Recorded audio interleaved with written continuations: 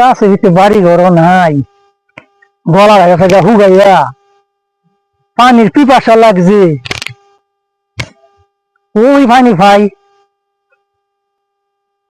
কি করতাম, এত দূরে আইতে আইলাম রোদের মধ্যে বিচারা ভাই না, দেখতেছে একটা মহিলা আইতেছে, মনে হয় পানি দেওয়া যাইতেছে, একটা মহিলা আইতেছে, দেখি জিগায় পানি খাওয়ান যায় কিনা। বইন একটু পানি খাওয়ান দেবো, আমি খুব ক্লান্ত। পানি তো আমি আমার স্বামী কাজ করতেছে এখানে খেতে, আমি আমার স্বামীর জন্য পানিটা নিয়ে যাইতেছি। আচ্ছা ঠিক আছে, আপনারা দিতেছে, আমি একটু পানি দিতেছি আপনার, মনে তো ক্লান্ত হয়ে গেছেন গা, খুব ক্লান্ত। আচ্ছা আচ্ছা আচ্ছা, আপনার দিতেছি পানিটা,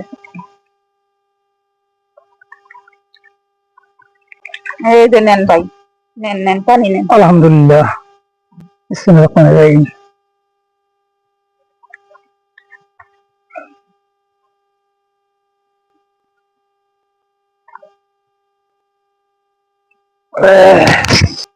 বোন গাছটা গ্যালাসটার মধ্যে তুমি আমনে পানি দিলে পয়সা না তারা,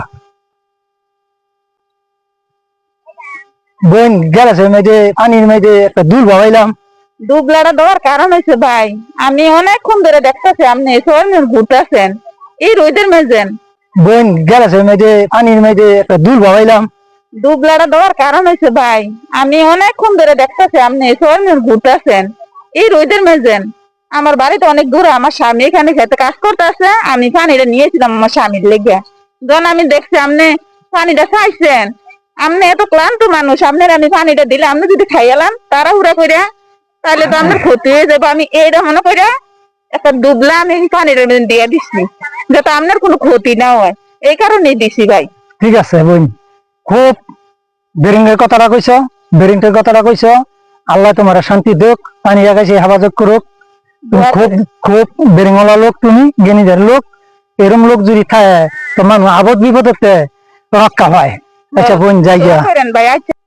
আরে ছেলেটার বাপটা অনেকক্ষণ ধরে কাজ করতেছে, এই ধরেন ধরেন একটু পানি খাইলো না, একটু কাজ করতেছেন আপনি, গলাটা হুগাই গেছে আমার, একটু পানি লইছি, খান পানিটা। আপনার লেগে পানিটা লই আইতাছি না, একটা ভাই দেখি আইতাছে, অনেক ক্লান্ত ভাইটা। পরে কি করছি জানেন, গ্লাসে পানি চাইছে, পরে পানি দিছি না, পানিটা আমি বুদ্ধি করে একটা দুবলা গাছ ফালাইয়া দিছি। ভাইটা ক্লান্ত না, যদি ভাইটা কোনো ক্ষতি হইয়া যায় শহর মাঝেন, এই কারণে দুবলাটা দিছি। খাইয়া সেটা উনি আমার প্রশ্ন করছে যে আমি দুবলাটা দিছি কোন কারণে।